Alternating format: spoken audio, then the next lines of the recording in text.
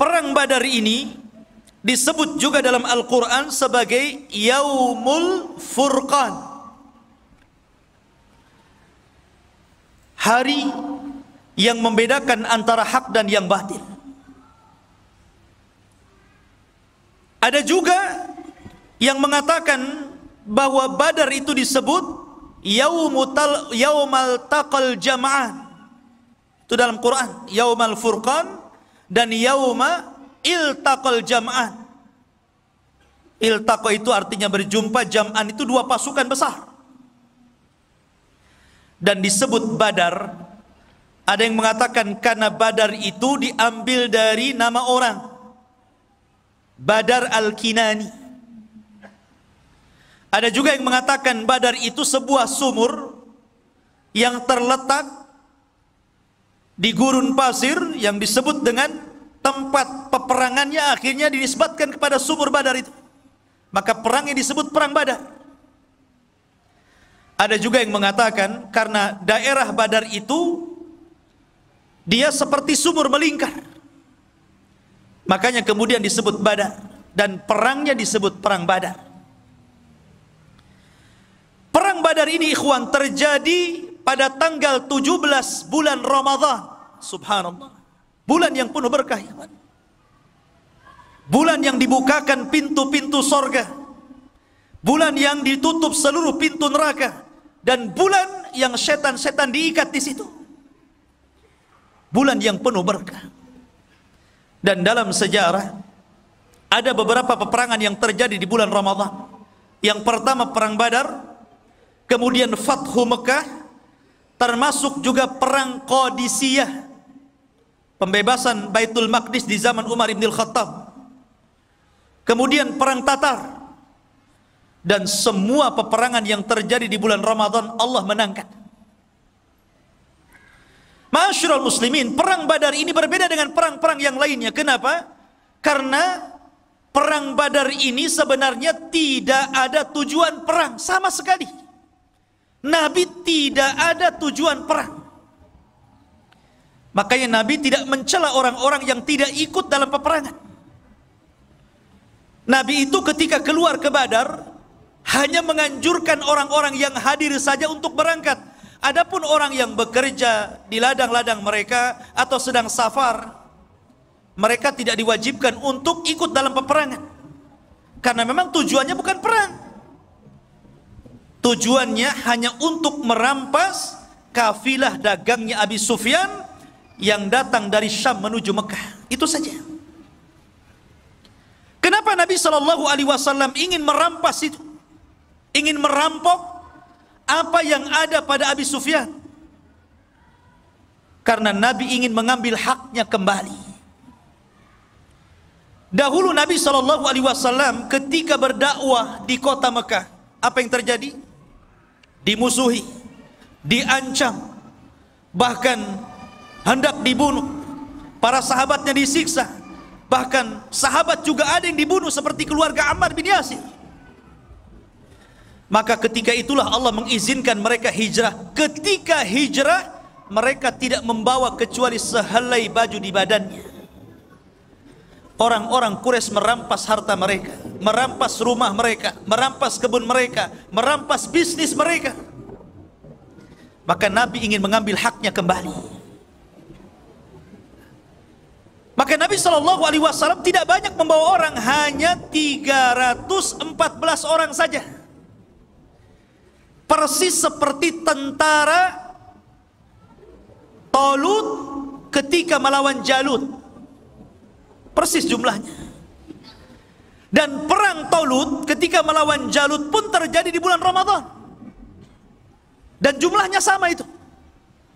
Ya.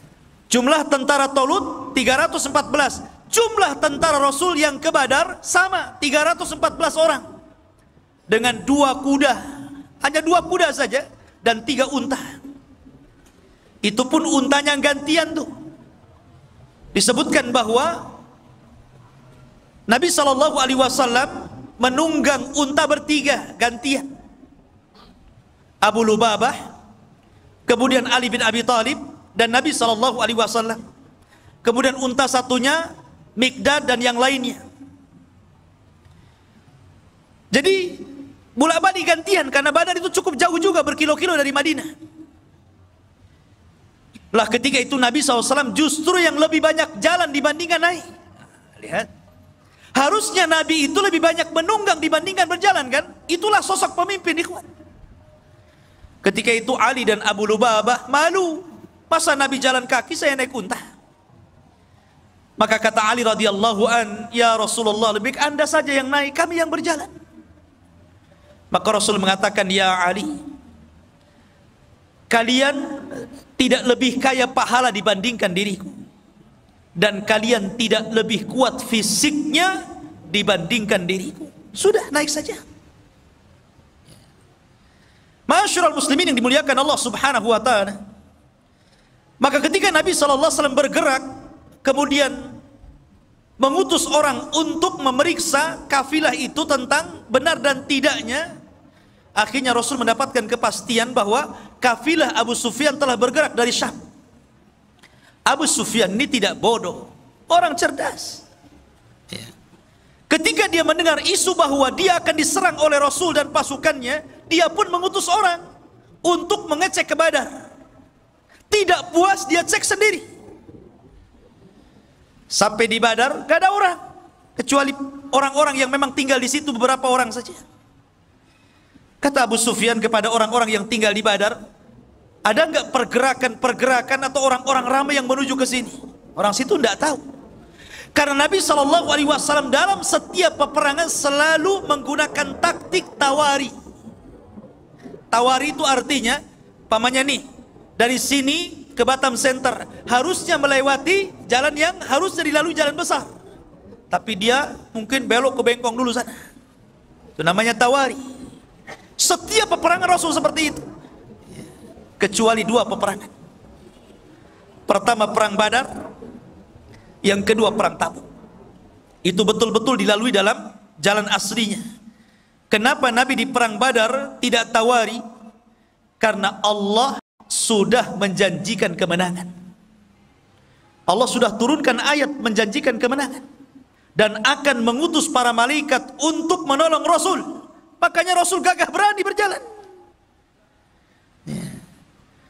La ma'asyiral muslimin. Jadi Abu Sufyan ini mencari-cari, rupanya tidak ada pergerakan di situ.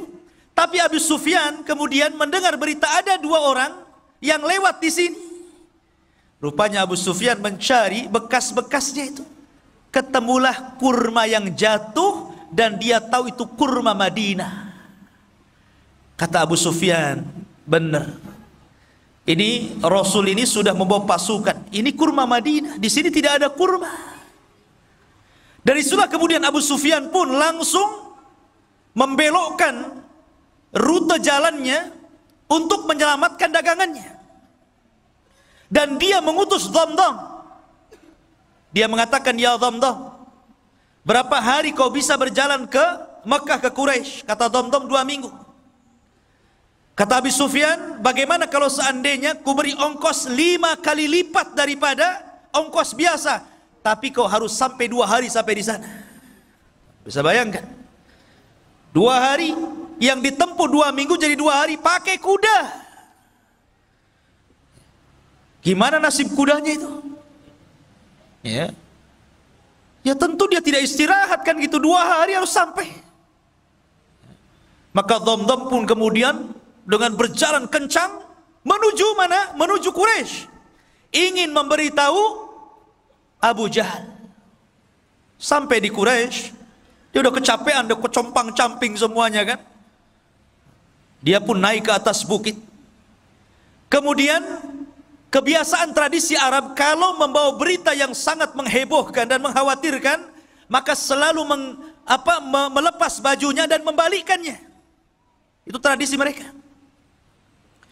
Kemudian dia berteriak-teriak dan mengatakan, sesungguhnya dagangan-dagangan kalian yang dibawa Abu Sufyan terancam dan dia tidak bisa mempertahankan karena dia sendirian. Maka mendengar bahwa harta-harta mereka akan dirampas Rasul dan para sahabatnya, maka Utbah dan Abu Jahal, Fir'aunnya umat ini, langsung bergerak mengumpulkan seluruh orang-orang Quraisy dan memaksa untuk keluar semuanya. Tidak boleh satu pun yang tinggal. Kalaupun dia tidak ikut dalam perang, minimalnya dia harus menggantikan dan membayar orang sebagai gantinya. Ketika itu ada kisah Umayyah ibn Khalaf. Umayyah bin Khalaf ini sudah tua, badannya gemuk, ya tidak segemuk saya lah ya, gemuk. Dia minta uzur, tidak mau berangkat, gitu kan? Kenapa? Karena sebelumnya ada tokoh syair, tukang penyair, tokoh paling hebat, tukang syairnya Arab, ya. Dia mengatakan, kalau kalian tetap keluar membantai Muhammad dan pasukannya, sama saja kalian membantai anak dan saudara kalian. Bukankah mereka adalah kerabat-kerabat kalian juga di sini? Lebih baik sudah tinggal di sini. Tapi Abu Jahal mengatakan tidak. Kita akan berangkat. Kita akan bunuh Muhammad dan pasukannya. Setelah itu kita akan bernyanyi, kita akan minum khamar, dan kita akan rayakan kemenangannya. Dan tidak ada yang bisa untuk menakut-nakuti Arab setelah ini. Ketika itu Umayyah bin Khalaf, dia minta uzur. Nampaknya saya tidak bisa berangkat nih. Abu Jahal cerdas, ini Umayyah ini pimpinan nih. Kalau dia tidak ikut, kabilahnya bisa tidak ikut. Akhirnya kemudian dia bawa kayu gaharu. Antum tahu gaharu? Yang dibakar itu? Di Jabal Uhud ada itu. Ya. Kayu gaharu. Ya. Kayu gaharu itu zaman itu digunakan untuk wewangian perempuan. Jadi kalau perempuan mau kawin, biasanya diletakkan kayu dibakar, kemudian bajunya itu dikebas-kebaskan biar wangi. Kayu gaharu itu. Artinya itu untuk perempuan. Abu Jahal membawa kayu gaharu diletakkan di depan Umayyah bin Khalaf. Kata Umayyah, ngapain kamu bawa gaharu ke sini? Ya, karena engkau perempuan. Kalau engkau laki-laki, engkau akan ikut perang. Lihat cerdas. Ya. Akhirnya kemudian bangkit keberaniannya. Kenapa Umayyah itu takut berperang? Karena dia pernah mendengar ramalan dari siapa? Dari kawannya, Sa'd bin Mu'adz. Sa'd bin Mu'adz ini pemimpin Ansar. Dan dia berkawan dengan Umayyah di masa jahiliyah. Dan di masa Islam pun tetap baik. Jadi ketika Sa'd ibn Mu'adz ini umroh, ingin tawaf gitu kan di Ka'bah, dan dia sudah masuk Islam, Umayyah bin Khalaf ini siap menjamin keamanannya. Karena dia tahu siapa ini pembesar orang-orang Ansar, orang-orang Madinah, orang-orang Yathrib. Tapi kemudian ketika ketemu dengan Abu Jahal, tidak suka Abu Jahal, kemudian mengancam untuk membunuhnya. Tapi Sa'ad Ibnu Mu'adz ini mengancam balik Abu Jahal. Kalau engkau ingin membunuhku wahai Abu Jahal, ingat, seluruh orang-orang yang berniaga dari Mekah ke Syam, rutenya lewat jalur rute jalanku. Akan kusuruh anak buahmu membantai kamu dan orang-orang yang berdagang ke Syam. Ketika itulah, karena Umayyah tidak membelanya, dia mengatakan, ingat wahai Umayyah, aku pernah mendengar Nabi SAW mengatakan bahwa engkau akan dibunuh. Engkau akan dibunuh. Disitulah dia terkenang dengan ramalan Sa'd bin Mu'adz, makanya dia nggak mau berangkat. Karena dia tahu bahwa tidak mungkin Sa'd ini bicara sembarangan. Tapi cerdas lagi Abu Jahal, biar dia mau perang dibuat kayak gitu kan. Kamu ini perempuan, bukan laki-laki. Kalau laki-laki berangkat jihad. Akhirnya bangkit, diajak juga anaknya. Semuanya keluar, kecuali kabilah Bani Adi dan Abu Lahab. Abu Lahab tidak keluar. Dan dia menggantikan orang dan membayarnya untuk keluar. Kan itu syaratnya, kalau tidak ikut perang harus ganti orang dan bayar. Keluar semuanya ikhwan. Jumlahnya 1000 lebih. Berangkat mereka. Lah Nabi SAW ikhwafidin muliakan Allah subhanahu wa ta'ala, di sisi lain, maka Nabi SAW kemudian mendengar ada pasukan besar yang digerakkan oleh para pembesar Quraisy, sementara Rasul ini nggak ada persiapan, bukan mau perang kok. Mereka hanya untuk menghadang kafilah Abu Sufyan, sehingga peralatan perang juga ala kadarnya, persiapan juga ala kadarnya, tidak punya pengalaman perang. Makanya Nabi SAW bermusyawarah ketika itu. Karena ini urusannya orang-orang muhajirin, bukan orang-orang ansor. Ini kan urusannya orang muhajirin, orang ansor nggak terlibat di sini. Nabi itu kan ingin mengambil hak orang-orang muhajirin, orang ansor nggak ada urusan di sini. Tapi orang ansor itu solidaritasnya luar biasa, ukhuwahnya luar biasa. Makanya dia mengirim pasukan jauh lebih besar dibandingkan muhajirin. Muhajirin 80 orang saja, lebihnya orang ansor dari 314 itu. Luar biasa. Kalau dalam tentara itu jiwa korsanya itu loh. Nggak mau tuh, tolong juga. Maka Rasul mengatakan kepada orang-orang Ansar, wahai orang-orang Ansar, ini perkara muhajirin. Tapi musuh di depan kita ini macam mana? Seolah-olah Rasul SAW mengisyaratkan agar mereka ikut bergabung. Ketika itulah pemimpin Ansar tegak, namanya Sa'd bin Mu'adz, yang ketika kematiannya arsy Allah guncang, 70.000 malaikat turun. Dia bangkit dan mengatakan, ya Rasulullah, perintahkan sesukamu, kami akan melakukan apapun kehendakmu. Oh, senang Rasul, ada dukungan orang-orang Ansar. Dari sini Nabi SAW masih khawatir. Bagaimanapun manusiawi, ikhwan, Rasul itu bukan malaikat. Kalau Rasul malaikat, susah antum niru dia. Malaikat nggak kawin, antum pengen kawin. Ya. Malaikat nggak punya anak, antum punya anak. Malaikat nggak makan, antum 3 piring 4 piring sehari. Ya. Malaikat tidak kencing, tidak berak. Malaikat itu berbeda dengan makhluk. Makanya Rasul itu manusia. Jadi ada sisi kemanusiaannya. Rasa takut itu wajar. Takut kalah. Karena melihat bahwa pasukan orang Quraisy itu besar dan pasukan dia sedikit. Ya. Maka Nabi SAW berdoa tengah malam. Kemudian dia menagih, seolah-olah menagih janji Allah Subhanahu wa ta'ala. Allahumma wa'daka alladhi wa'adtani ya Rabb. Mana janjimu yang kau janjikan kepadaku? Terus Nabi SAW seperti anak kecil meminta kepada orang tuanya. Mulihi fid du'a, mengeluh, merengek kepada Allah Subhanahu wa ta'ala akan janji yang Allah janjikan kepadanya. Sampai saking khusyuknya Rasul berdoa dan menangis, ridanya terbang, diambil Abu Bakar dan mengatakan, yakfika ya Rasulullah, cukup Rasul, cukup sudah. Maka Rasul mengatakan, Allahumma intahlik hadhil isabah falan tu'bad abada. Ya Rabb, kalau kau hancurkan kelompok yang sedikit ini, maka engkau tidak akan ada yang menyembah lagi di permukaan bumi. Dari sini menunjukkan bahwa perang Badar itu penentu antara hak dan yang batil, penentu berjalannya agama atau tidak. Makanya saya katakan di awal, kalaulah Allah tidak memenangkan dalam perang Badar, antum tidak mungkin ada di sini. Dan tidak mungkin antum beragama Islam. Mungkin antum sudah para penyembah berhala seperti orang-orang Quraisy. Ya kan? Masyarul muslimin yang dimuliakan Allah Subhanahu wa ta'ala. Dari situlah kemudian Nabi SAW diwahyukan dan dijanjikan dengan apa?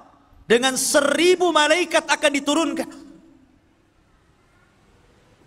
Kemudian Allah Subhanahu wa ta'ala janjikan lagi, in tattaqu wa tasbiru, kalau engkau bertakwa dan terus bersabar, yumdidkum bisalasati alafin minal malaikah, ku tambah lagi 3000, 4000 jadinya.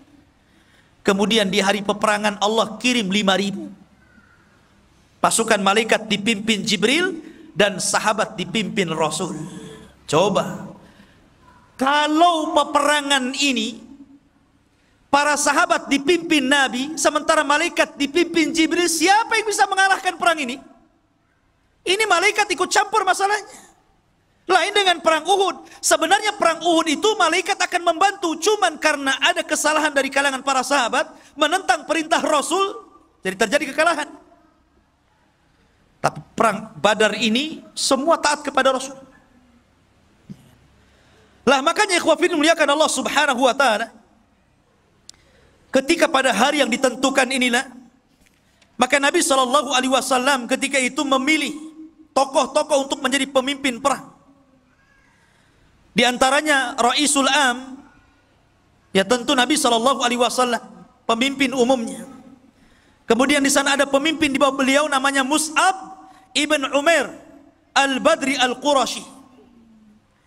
Kemudian dari kalangan muhajirin dibentuk lagi kelompok-kelompok kecil dan dipimpin Ali bin Abi Thalib. Dan dari kalangan Ansar dipimpin oleh pemimpinnya sendiri Sa'd bin Mu'adz. Dan dibuat bersop-sop. Rasul membuat taktik perang yang tidak dikenal orang-orang Arab. Siapa yang mengajarkan? Allah yang mengajarkan. Ya. Bahkan Nabi SAW sebelum berperang itu membariskan saf seperti Anda dalam sholat. Bagaimana Anda dalam sholat? Tentu antum akan baris kan? Akan merapatkan safnya. Ya. Saf salat gimana? Tumit dengan tumit berjumpa, bahu dengan bahu berjumpa. Makanya kalau sholat itu kaki jangan terlalu meregang, nanti bahunya nggak ketemu. Harus sama, jadi bahunya ketemu, tumitnya juga ketemu. Itu namanya merapatkan saf dan meluruskannya. Kalau seperti itu pasti lurus tuh safnya. Ini mah enggak ya, imamnya ngomong apa? Rapatkan saf kalian. Tapi ketika sang imam jadi makmum, dia pula yang tidak merapatkan safnya. Cemana pula imam ini? Masyarul muslimin yang dimuliakan Allah Azza wa Jalla. Lah setelah itu kemudian Nabi SAW membariskan, ada satu kisah. Ketika Rasul membariskan saf tentara ini, ada yang mengatakan ada seorang namanya Sawad, ada yang mengatakan Ukasa bin Mihsan. Jadi orang itu lurus barisnya, ini agak ke depan nih. Maka Nabi SAW mengambil tongkat kemudian memukul perutnya supaya mundur. Nabi SAW tegas ya. Rupanya kejadian ini teringat satu kisah di saat akhir wafatnya Nabi SAW. Ketika Nabi SAW sudah sakit parah, kemudian mengumpulkan para sahabatnya dan mengatakan di hadapan para sahabatnya, wahai manusia, ya ayyuhan nas, man kuntu dharabtu dhahran fahadha dhahri falyaktas minni. Wahai manusia, siapa yang dulu pernah kupukul punggungnya, nih punggungku, kisah sekarang. Ketika itu semua para sahabat terdiam. Tidak mungkin para sahabat bicara ketika bicara Rasul. Tidak mungkin para sahabat berani ketika Nabi sedang berceramah. Tiba-tiba ada seorang sahabat bangkit kemudian mengatakan, ana ya Rasulullah, ma dumta talabtal qasas fa ana aqtas ming. Selama engkau menuntut kisos, saya ingin mengkisos dirimu. Wih, semua melihat sahabat ini. Kurang ngajar nih sahabat ini. Ya. Nabi sudah sakit, tiba-tiba bangkit kemudian mengatakan seperti itu. Ali datang, ya Rasulullah, biar saya yang dipukul. Abbas datang mengatakan, ya Rasulullah, biar saya yang dipukul. Kata Rasul, diam. Biar dia kisos aku.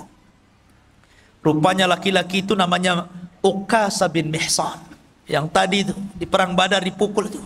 Dia minta kisos dia. Maka kemudian Ukasa datang kepada Rasul. Rasul kaget, kenapa? Ini Ukasa. Ukasa ini siapa? Satu di antara sahabat yang dimasukkan dalam 70.000 orang yang masuk surga tanpa hisab dan azab. Kata Rasul, ketika dia bermimpi di padang mahsyar, dia melihat ke arah kiri ada umat yang sangat besar. Kemudian malaikat mengatakan, itu bukan umatmu, itu umatnya Musa. Kemudian melihat ke arah kanan ada yang lebih besar lagi, kata Jibril, itulah umatmu. Dan dari umatmu ada 70.000 manusia yang masuk surga tanpa hisab dan tanpa azab. Ciri-cirinya mereka tidak minta ruqyah, mereka tidak minta dikai, mereka tidak tatayur, dan mereka senantiasa bertawakal kepada Allah Subhanahu wa taala. Ukasah bangkit, Rasul, doakan aku termasuk mereka. Kata Rasul, ku doakan kau termasuk mereka. Maka Rasul kaget, ya Ukasah, rupanya engkau. Bukankah aku sudah berdoa kepadamu, engkau dimasukkan 70.000? Kenapa kau meminta kisos kepadaku? Maka Ukasha mengatakan, engkau yang meminta. Bukankah engkau yang meminta, wahai Rasul? Maka saya ingin mengkisos diri. Maka Rasul mengatakan, ambilkan tongkat, berikan kepadanya. Maka Ukasha dengan gemetaran mengambil tongkat. Kata Ukasha, Rasul, waktu kau pukul diriku, aku nggak pakai baju. Maka kamu harus melepas baju. Makin lagi marah sahabat ini kan. Ya apa ini Ukasha ini? Ya. Akhirnya Nabi SAW melepas bajunya. Ya. Sudah hampir goyang. Sahabat dah tegang itu ya kan. Digoyang-goyang kan tegak tuh, tegang semuanya. Ini betul tak betul lah kan gitu. Maka dilemparlah tongkat itu, langsung memeluk perut Nabi SAW dan mengatakan, ya Rasulullah, aku ingin menjadi orang yang terakhir yang bersentuhan kulitku dengan kulit Ukasha bin Mihsan. Jadi Nabi merapihkan saf dalam perang Badar itu. Ya. Ma'asyiral muslimin yang dimuliakan Allah Subhanahu wa ta'ala. Maka dalam tradisi jahiliyah, dalam tradisi perang orang-orang dulu, sebelum berperang ada istilah mubarazah namanya. Mubarazah itu lawan tanding. Nih jagoanku, mana jagoanmu? Begitulah perang dulu. Ya. Lah ketika itu orang-orang Quraisy mengeluarkan jagoan-jagoan mereka dan menantang jagoan-jagoan Nabi SAW. Maka ketika itu dikeluarkanlah Utbah bin Rabi'ah, orang yang paling benci kepada Rasul. Kemudian saudaranya Syaibah bin Rabi'ah. Kemudian anaknya Utbah juga, Al-Walid ibn Utbah bin Rabi'ah. Ini orang sangar-sangar nih. Orang-orang garang-garang dari Quraisy. Mereka orang-orang yang paling jahat. Kemudian Nabi SAW mengeluarkan 3 orang Ansar, tapi ditolaknya dan mengatakan, kami tidak ada urusan dengan orang Ansar. Kami ingin keluarkan jagoan kalian dari Muhajirin. Maka Nabi SAW ketika itu memilih 3 orang. Hamzah, Asadullah, singa Allah, Sayyidus Syuhada, pemimpinnya para syuhada di sorga, dikeluarkan untuk melawan Syaibah bin Rabi'ah. Kemudian Rasul memerintahkan Ali bin Abi Thalib untuk melawan Al-Walid ibn Utbah bin Rabi'ah. Kemudian Rasul mengeluarkan Ubaidah ibnul Harith dan melawan Utbah bin Rabi'ah. Maka terjadilah pergulatan hebat. Hamzah, Asadullah, sekali tebas saja matilah Syaibah. Kemudian melihat Ali kewalahan melawan Utbah, dibantunya ditebas lagi, meninggal Utbah. Kemudian Al-Walid ibn Utbah juga meninggal di tangan Ali. Cuman Ubaidah ibn al-Haris ketika dia bergulat dengan Utbah ini memang agak sengit, saling bacok-bacokan ya, kayak orang carok gitu ya. Sehingga lukanya ini menjadikan dia tidak tahan lama hidup. Kemudian dia meninggal dan Rasul mengatakan, asyhadu annaka syahid ya Ubaidah, saya bersaksi engkau telah menjadi syahid.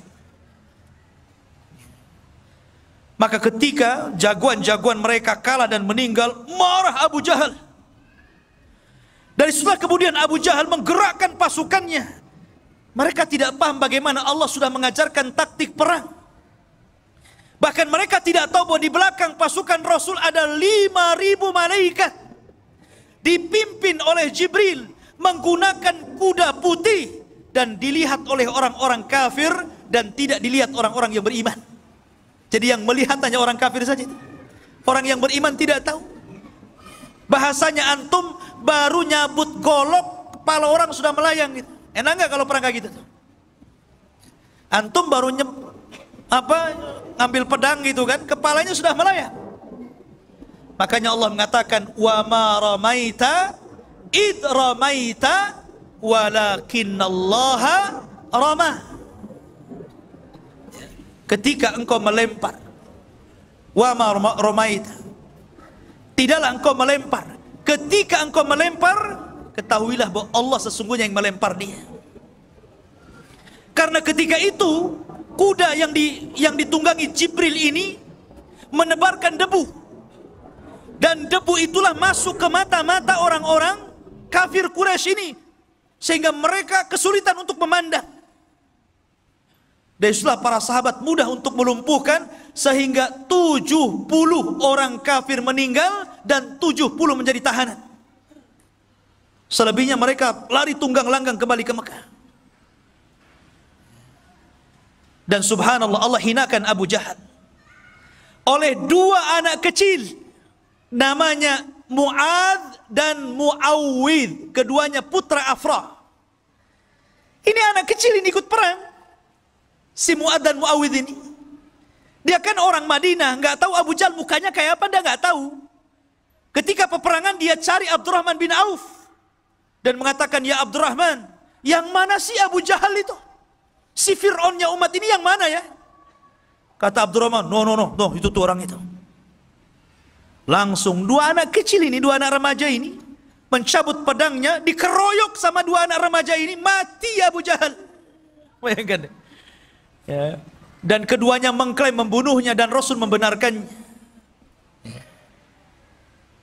Masyarul muslimin yang dimuliakan Allah Azza wa Jalla. Adapun yang lainnya kena tahanan.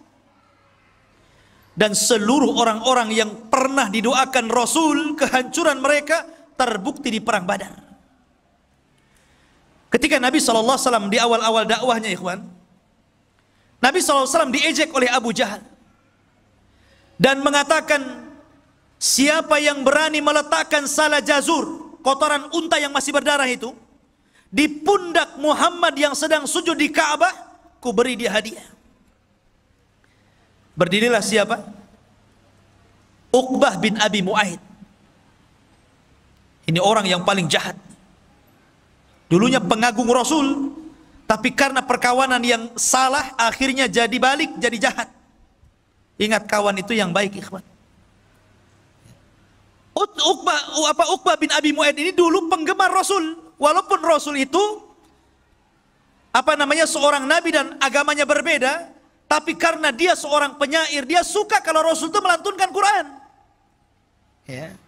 Makanya suatu ketika karena bangganya mengidolakan, ya samalah seperti antum orang Islam mengidolakan para pemain bola. Para pemain bola itu sebagian mereka kafir, bahkan kebanyakan kafir, tapi antum idolakan kan?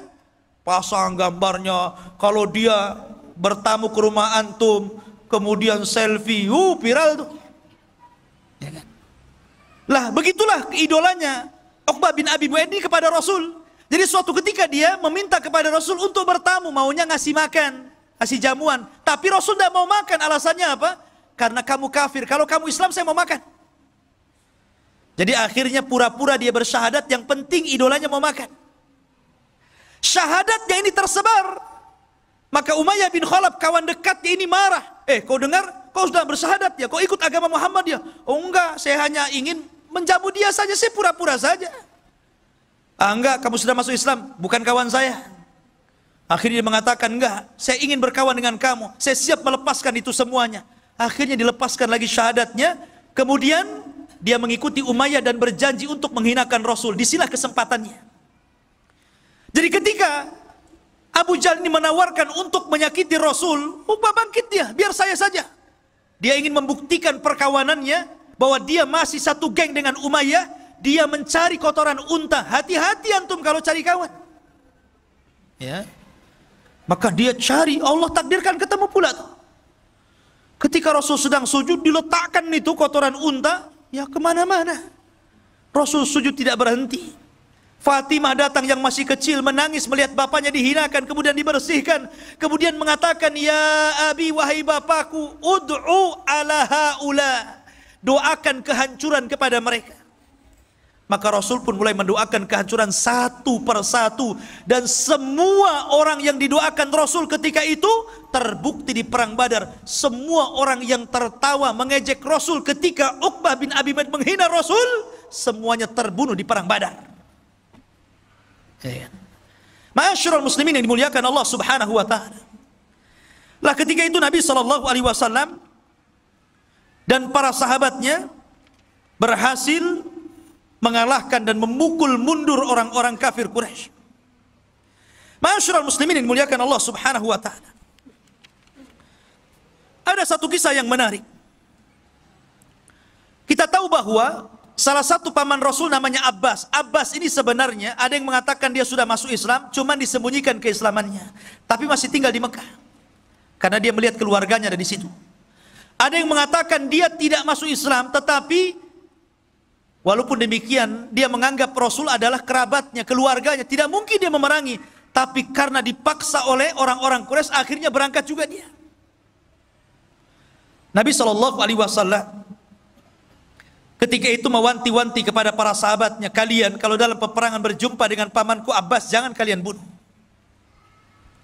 Abu Hudzaifah ketika itu tidak terima dan mengatakan, ya Rasulullah, mereka akan membunuh anak-anak kita, mereka akan membunuh saudara-saudara kita dan keluarga kita. Kenapa kita tidak boleh membunuh Abbas? Maka Umar bin Khattab radhiyallahu anhu marah. Karena Abu Hudzaifah ini tidak mendengar apa yang diperintahkan Rasul. Apa kata Umar? Ya Rasulullah, da'ni adrib unuka fa innahu munafik. Rasul, sebelum perang ku tebas saja lehernya Abu Hudzaifah, dia munafik dia. Ya. Maunya Umar itu kalau Rasul yang perintahkan sami'na wa ata'na. Itulah para sahabat. Begitulah para sahabat. Ya. Makanya ketika itu para sahabat Rasul ketika hendak bergerak ke perang Badar, mereka mengatakan, ya Rasulullah, jangan samakan kami dengan Bani Israel yang mengatakan kepada Musa, idhab anta wa rabbuka faqatila. Berangkat engkau dengan Tuhanmu, berperang berdua saja. Jangan ikutkan kami. Kami tidak seperti itu. Kalau engkau mengatakan berperang, maka kami siap berperang. Itulah para sahabat. Maka ketika itu dari 70 tawanan, kan 70 mati. Dan dari kalangan orang-orang kaum muslimin tidak banyak. Kurang dari 10 orang saja yang meninggal dunia, yang syahid. Tapi dari kalangan orang-orang Quraisy 70 meninggal dan 70 menjadi tawanan. Lah tawanan ini salah satunya yang ditawan siapa? Abbas. Ini kena tawan nih. Ketika itu orang Ansor mengaku dan mengatakan, ya Rasulullah, aku yang menawannya. Kata Abbas, diam kau bodoh. Bukan kamu yang menawan.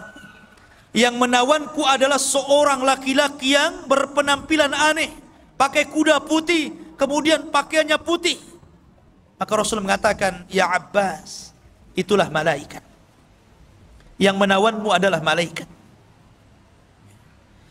Lah ma'asyiral muslimin yang dimuliakan Allah Azza wa Jalla. Akhirnya kemudian Abbas ini dirantai, sebagai tawanan dirantai. Tidak boleh lepas lagi. Nanti kabur dia kalau nggak dirantai. Ya, yang dijeruji saja bisa manjat, apalagi di rantai saja kan. Abbas ini karena kesakitan, karena namanya dirantai gitu kan, kesakitan. Jadi tengah malam dia, namanya orang kesakitan pasti akan yasruh. Ya, pasti akan mengeluarkan suara sakit, aduh gitu kan. Lah Rasul ini mendengar suara aduhnya Abbas bin Abdul Muttalib. Namanya pamannya sendiri dan sudah dianggap keluarga paling dekat, paman yang dicintainya. Dia tidak tahan dengan suara yang keluar dari lisan Abbas yang kesakitan itu, sehingga dia tidak tidur sama sekali. Dia sedih melihat Abbas. Tapi Nabi SAW seorang manusia yang adil, ikhwan, yang sangat adil, dan keadilannya harus dicontoh oleh seluruh para pemimpin yang hendak jadi pemimpin. Walaupun dia pamannya, tidak lantas kemudian karena dia kesakitan dia datang, dah kamu itu paman saya lepas saja kan begitu. Enggak, dibiarkan. Cuman Rasul merasa merana saja. Di pagi harinya itulah dia mengumpulkan para sahabat Rasul. Kemudian dia berceramah, demi Allah, semalam aku mendengar suara Abbas kesakitan, dan aku tidak tenang dan aku tidak tidur sampai hari ini. Maka melihat kesedihan Nabi SAW, sahabat mengatakan, ya Rasulullah, kalau memang engkau berkehendak untuk kami memaafkannya, kami akan maafkan dia. Kalau engkau berkehendak, engkau ingin melepaskan dia, kami lepaskan. Tuh lihat para sahabat, bagaimana memahami perasaan Nabi SAW. Tetapi Nabi SAW sekali lagi adalah manusia yang adil. Tidak mungkin dia lepaskan tawanan. Jangankan lagi Abbas. Ketika ada seorang wanita dari Makhzumiyah mencuri, Kemudian didatangkan kepada Nabi SAW. Ali datang kepada Rasul, ya Rasul maafkan sajalah wanita itu. Kemudian Abbas juga datang, ya Rasul maafkan saja. Akhirnya sampai meminta Usama yang lembut, anak angkat Rasul, biar Rasul maafkannya. Tapi Rasul mengatakan, ayyuhan nas, aimullah, lau kana Fatimatu bintu Muhammadin saraqat laqata'tu yadah. Wahai manusia, demi Allah, kalaulah putriku Fatimah bintu Muhammad mencuri, aku yang akan potong tangannya. Lihat bagaimana keadilan Rasul. Makanya kemudian mengatakan kepada Usama, ya Usama, jangan kau uji diriku ya. Sesungguhnya hancurnya umat terdahulu apabila orang-orang mulia mencuri, maka ditinggalkan hukum hudud. Tapi apabila orang-orang lemah yang mencuri, maka mereka menegakkan hukum hudud. Rupanya sabda Rasul ini menjadi kenyataan hari ini. Kalau para pejabat yang mencuri, para koruptor-koruptor itu enak ya, penjaranya jaga enak. Enak nggak tuh penjaranya itu? Enak gitu. Tapi coba kalau yang nyuri itu orang-orang rendah gitu. Nyuri nasi bungkus dikejar, dibakar sama ban. Masyarul muslimin yang dimuliakan Allah Subhanahu wa ta'ala. Intinya bahwa Nabi SAW membiarkan Abbas, kata Rasul, tidak, biarkan dia terikat. Dan jangan lepaskan siapapun kecuali dia bayar tebusan. Walaupun Abbas, dia harus bayar tebusan. Itulah keadilan, harus ditegakkan, tetap harus ditegakkan, tidak bisa. Ya. Masyarul muslimin yang dimuliakan Allah Subhanahu wa ta'ala. Adapun Al-Haris ini saudara Abu Jahal, dia lari. Padahal Al-Haris ini orang yang paling berani di kota Mekah, orang yang paling kuat dia. Tapi dia melihat peperangan yang rasanya tidak mungkin menang. Lari dia, ketakutan. Maka dikejar oleh Hasan ibn Thabit, seorang penyair Rasul, kondang penyair Rasul. Ya, penyair karena di zaman itu media dengan syair. Belum ada YouTube, belum ada Instagram, belum ada WA, nggak ada. Pakai syair. Dikejar sama Hasan, kemudian Al-Haris pun dibunuh di tengah jalan. Ya. Adapun Umayyah bin Khalaf, lain lagi ceritanya. Umayyah bin Khalaf ini kawannya Abdurrahman bin Auf, baik dalam semasa jahiliyah ataupun ketika Abdurrahman bin Auf sudah masuk Islam, itu masih berkawan tuh, masih rekan bisnis. Ya, antara Umayyah bin Khalaf dengan siapa? Dengan Abdurrahman bin Auf.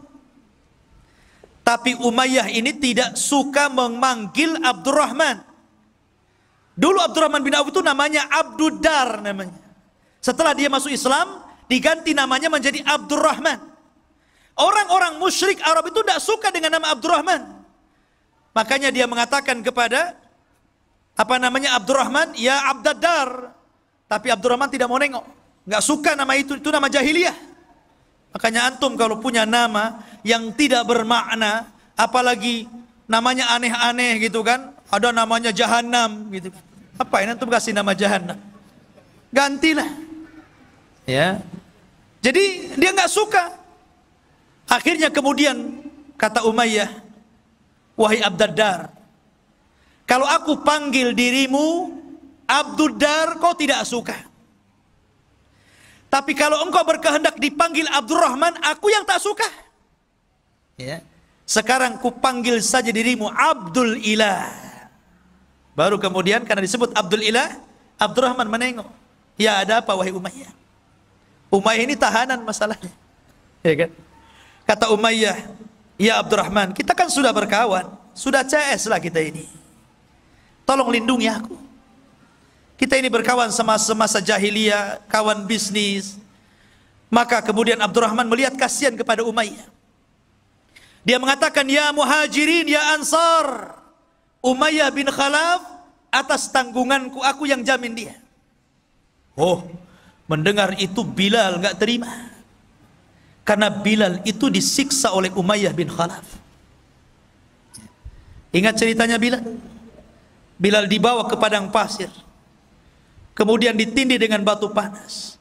Kemudian dipaksa murtad. Hampir mati Bilal hanya menyebutkan ahadul ahad. Siapa yang menyiksa Bilal? Umayyah bin Khalaf. Tiba-tiba Bilal bangkit dari belakang dan mengatakan, tidak, kata Bilal. Pada orang-orang Muhajirin dan Ansar setuju tuh, karena mereka menghormati siapa? Abdurrahman. Siapa yang tidak kenal Abdurrahman?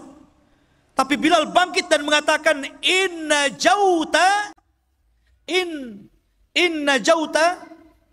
gimana? Laula najauta fala najah. Kalau seandainya engkau ingin selamat, maka engkau tidak akan selamat.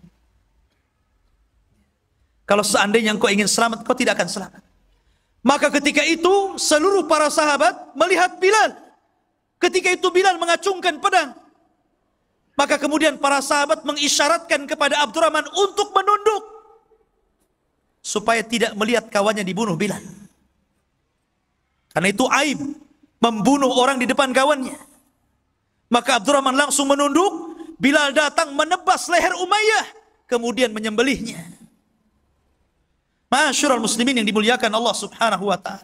Itulah tragis tawanan-tawanan yang dahulunya mereka sangat menghina Rasul. Akhirnya mereka mendapatkan akibatnya. Maka jangan pernah lecehkan agama.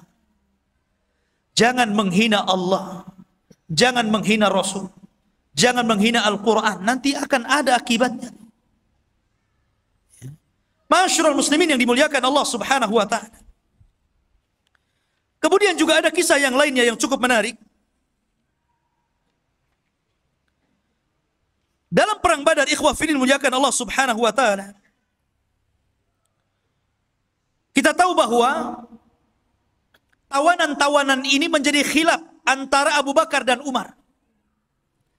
Kata Abu Bakar, ya Rasulullah, mereka itu kerabat kita, masih saudara kita. Bagaimana kalau seandainya yang mampu bayar kita lepaskan, yang nggak mampu maafkan saja? Kata Umar, tidak. Mereka musuh Allah dan Rasulnya. Mereka harus dibunuh. Lihat. Nabi ini cenderung kepada pendapatnya Abu Bakar. Karena Rasul itu rahim. Makanya Rasul dan Abu Bakar itu selalu klop. Maksudnya perasaannya itu halus. Lain dengan Umar. Ya, orang itu kan begitu ya. Ada yang lembut, ada yang kasar. Ya, nah memang Nabi Adam juga diciptakan dari benda tanah-tanah yang halus, yang keras. Makanya ada yang halus, ada yang keras kepala kan begitu. Ya. Lah, akhirnya Allah subhanahu wa ta'ala membenarkan ro'yunya siapa? Umar. Pendapatnya Umar dikuatkan sama Al-Quran. Makanya Umar itu disebut mulham.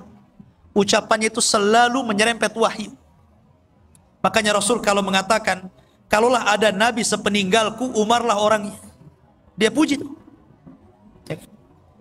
Maka kemudian turunlah ayat, maka Nabi ayyakuna lahu asra hatta yudkhina fil ar turiduna aradal hayatid dunya. Tidak boleh bagi seorang Nabi itu punya tawanan hanya karena ingin merendah kepada kehidupan dunia. Dibenarkan itu ucapan Umar. Dari sinilah kemudian Nabi SAW membuat keputusan tentang tawanan itu menjadi 3. Sebagian mereka yang membahayakan dibunuh. Sebagian mereka yang bisa ditebus supaya membiayai uangnya bagi kaum muslimin, tebus. Dan sebagian mereka yang tidak bisa ditebus, maka mereka harus mengajari kaum muslimin.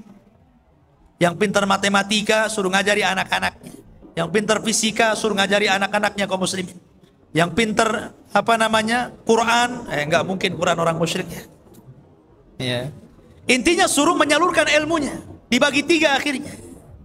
Begitulah Allah, Rasul SAW memperlakukan para tawanan. Tapi Rasul mengatakan kepada para sahabatnya, aku nasihatkan kepada kalian agar berbuat baik kepada tawanan kalian. Lihat bagaimana kita lihat sekarang, ketika orang-orang kafir menawan kaum muslimin.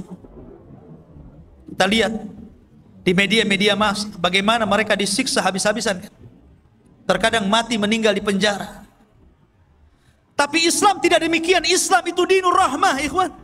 Kata Rasul, saya wasiatkan kepada kalian agar berbuat baik kepada tawanan kalian. Antum ingat kisahnya Sumamah bin Asal. Dia kena tawan tuh. Ya. Dia kena tawan oleh pasukan Rasul, dibawa ke hadapan Rasul. Kata Rasul, ikat dia di masjid. Dari sini menurut ulama fikih mengatakan bolehnya orang junub duduk di masjid. Karena Sumamah bin Asal ini orang kafir, tentu tidak pernah mandi junub. Orang kafir mandi junub enggak? Enggak mungkin orang kafir mandi junub. Artinya bahwa orang kafir pasti junub kan? Tapi oleh Rasul diikat di masjid 3 hari lagi. Kalau memang orang junub tidak boleh di masjid, tentu Rasul akan ikat di luar masjid kan? 3 hari. Setiap hari Rasul menawarkan Islam. Dan Rasul memperlakukan Sumamah dengan baik. Para sahabatnya juga dengan baik. Bicaranya lembut. Dari situlah Sumamah melihat bagaimana akhlak Rasul dan para sahabat. Karena 3 hari tidak mau masuk Islam, dilepaskan sama Rasul. Kenapa? Karena Sumamah bin Asal ini adalah pemimpinnya Yamamah. Dan Yamamah itu adalah penghasil gandum terbesar yang memasok gandumnya ke Quraisy. Ini kalau dibunuh bahaya. Ya, makanya dilepas. Sepanjang jalan Sumamah ini mikir, kok beda agamanya dengan agama yang saya anu. Lebih indah, lebih somea, lebih sopan. Baik. Balik lagi dia. Kemudian mengislamkan dirinya, asyhadu an la ilaha illallah wa asyhadu anna Muhammadar Rasulullah. Lihat. Kan dia bisa aja pulang kan? Balik lagi masuk Islam dia. Itulah bagaimana Rasul memperhatikan tawanan dengan baik. Akhirnya Rasul mengajarkan bagaimana cara umrah. Mendengar Sumamah ini masuk Islam, orang Quraisy marah tuh. Ketika dia umrah hampir panah-panah menghadang dia. Kata Sumamah, coba-coba kalian panah saya, ku stop gandum kepada kalian, kelaparan kalian. Akhirnya betul di stop betul. Habis umrah dia pulang, dia stop. Kata Sumamah, aku baru akan ngirim gandum kepada kalian kalau ada izin dari Nabi SAW. Akhirnya berbulan-bulan mereka nggak ada makanan, datang minta izin agar dilepaskan. Akhirnya dikirim lagi. Lah ini ikhwafin muliakan Allah Subhanahu Wa Taala. Bagaimana Rasulullah SAW memperhatikan tawanan. Maka perang Badar ini luar biasa banyak pelajaran yang kita bisa petik. Salah satunya ikhwafin muliakan Allah Subhanahu Wa Taala, bahwa dalam perang ini di mana Allah Subhanahu Wa Taala memuliakan agama ini karena mereka memuliakan Allah dan Rasulnya. Mereka taat dengan Allah dan Rasulnya. Mereka ikut berperang bersama Nabi SAW. Kemudian yang kedua, kalaulah Allah Subhanahu Wa Taala tidak menolong dalam perang Badar ini, tentu kita tidak pernah beragama Islam lagi. Dan ini nikmat yang sangat besar. Makanya Badar itu perang pertama dalam Islam. Perang pertama yang menentukan hak dan yang batil. Perang pertama disembah dan tidaknya Allah. Dan perang yang menentukan tegaknya la ilaha illallah. Itulah perang Badar. Makanya kenapa ikhwah fillah muliakan Allah Subhanahu Wa Taala, perang ini luar biasa. Kalau kita petik sedikit demi sedikit pelajaran dari perang Badar ini, luar biasa. Banyak pelajaran yang kita bisa petik. Cuman sayang memang waktu yang sangat singkat sehingga kita hanya mengambil cuplikan-cuplikan kisah bagaimana keberanian Rasul dan juga para sahabat Nabi sallallahu alaihi wasallam. Ini saya bisa sampaikan. Ada pertanyaan di sini.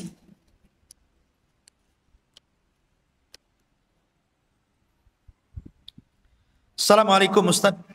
Barakallahu fiik wa iyyak.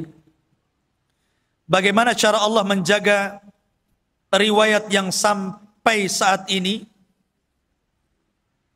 sedangkan waktu sudah berjalan sangat lama? Semenjak Rasul wafat, banyak kisah-kisah yang Ustaz sampaikan sampai dengan detail ini. Apakah tidak ada kesalahan dalam kisah-kisah tersebut? Gimana proses penyampaian riwayat kisah yang Ustaz sampaikan kepada kami? Soalnya Anda pernah dengar kisah yang agak berbeda tentang orang yang minta kisos kepada Nabi Sallallahu Alaihi Wasallam. Ya, ya, boleh. Iya. Bismillah, alhamdulillah. Tentang riwayat ini memang masih diperselisihkan. Tentang sahih dan dhaifnya. Tentang riwayat Ukasa dan riwayat Sawad ini. Akan tetapi saya di sini sedang mengkisahkan sebuah kisah. Makanya kalau antum melihat tentang kitabnya Ibnu Katsir Bidayah wan Nihayah, itu dicantumkan ada yang riwayat yang sahih, ada juga riwayat yang tidak sahih. Terkadang kalau cerita para nabi dan rasul, terkadang kisah-kisah Israiliyat itu pun dimasukkan oleh beliau di situ. Karena kita sedang merunut sebuah sejarah. Merunut sebuah sejarah.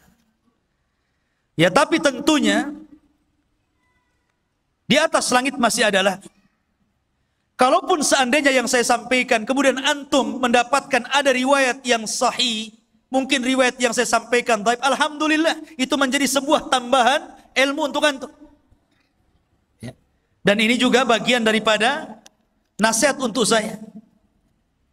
Tapi karena di sini makomnya sedang berkisah, tentu kita akan merangkai kisah itu sebagaimana runutan kisahnya supaya enak didengar dan tahu gambarannya seperti apa. Kalau kita mengkisahkan sesuai dengan hadis-hadis terputus-putus, tentu antum dengarnya juga nggak enak kan gitu.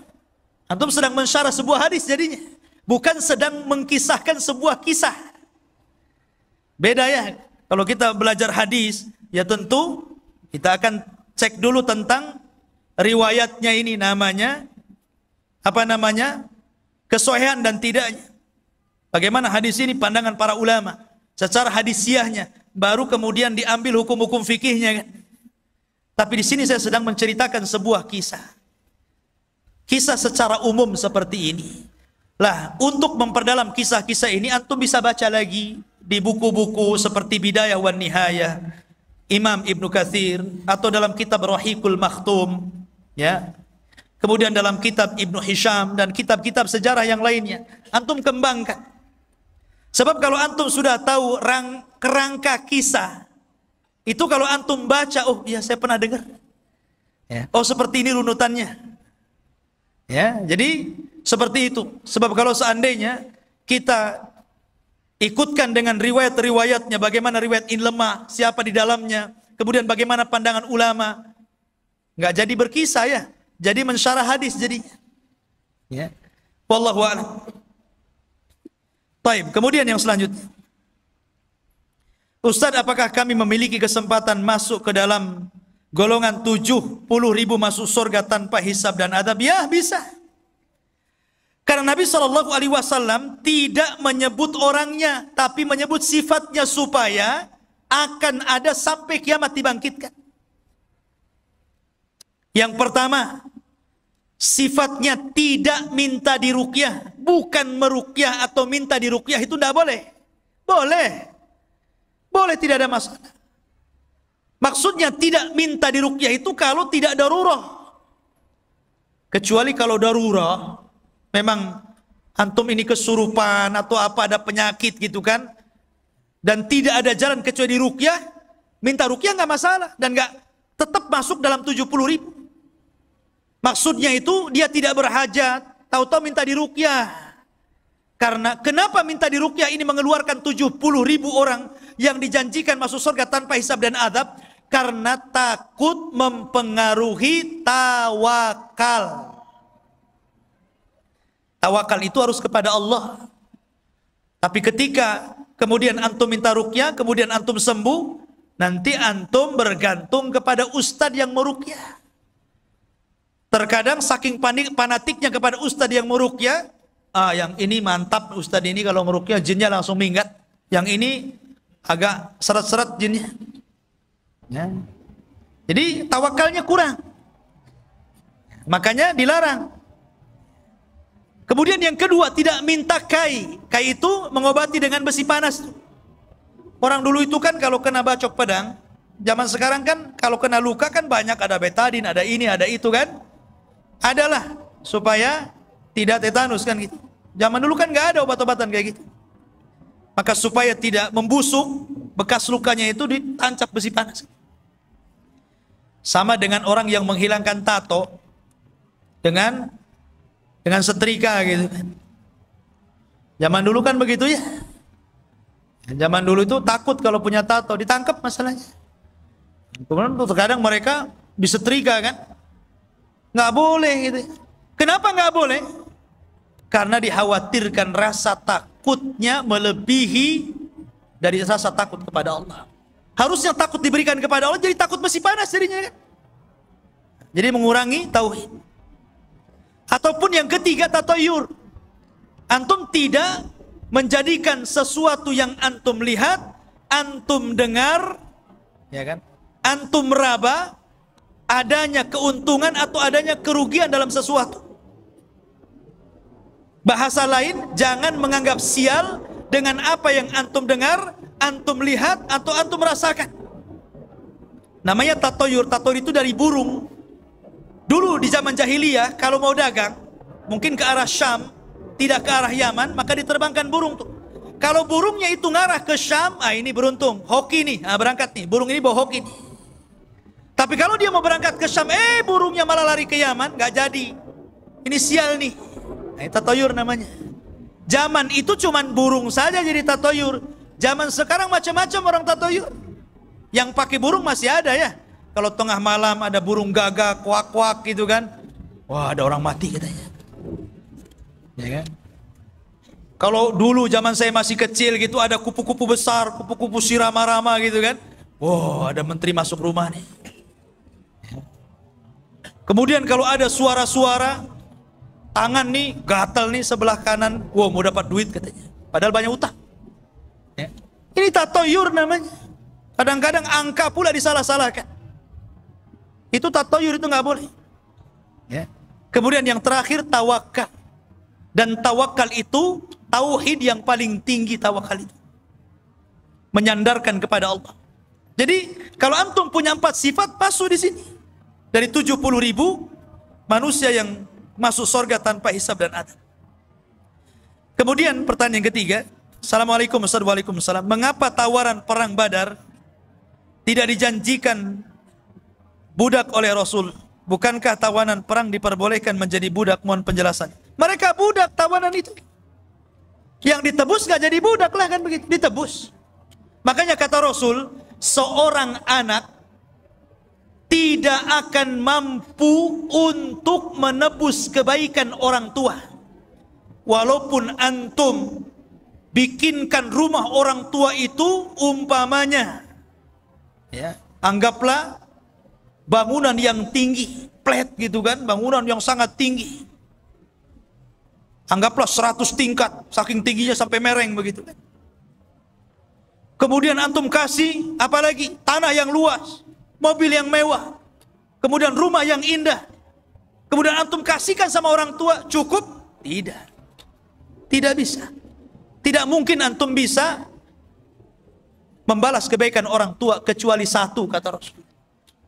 Kecuali kalau orang tua antum menjadi tawanan perang, kemudian jadi budak. Antum datang dan menebus, memerdekakan orang tua antum, baru sebanding kebaikannya. Kalau yang ditebus, bebas dia. Tapi kalau yang tidak ditebus, tidak bebas. Dia jadi budak, makanya suruh ngajari. Mereka tetap jadi budak. Dan sebab perbudakan dalam Islam itu karena kekafiran. Jadi kalau seandainya perang nih, Muslim sama kafir, perang syar'i, betul-betul perang, jihad. Kemudian orang Islam menawan orang kafir, setelah ditawan masuk Islam, tetap budak dia. Beda kalau sebelum ditawan dia masuk Islam, dia tidak budak. Karena dia masuk Islam sebelum ketangkap. Tapi kalau ketangkap kemudian masuk Islam, tetap budak. Makanya Bilal, dia masuk Islam kan, tapi tetap budak. Setelah dimerdekakan Abu Bakar, baru tidak budak. Karena sebab perbudakan dalam Islam itu karena kekafiran dia. Itu yang antum harus pahami. Jadi mereka budak. Wallahu a'lam.